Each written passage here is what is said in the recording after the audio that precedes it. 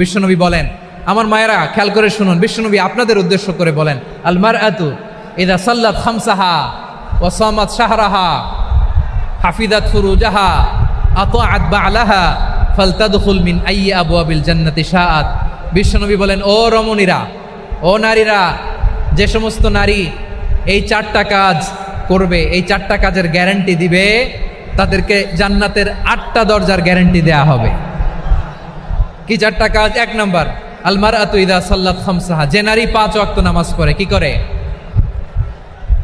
জেলা স্টেডিয়ামে অবস্থানরত আমার নারীরা, বোনেরা, বিশ্বনবী আপনাদেরকে 4টা কাজের কথা বলেছেন, খুব বেশি না।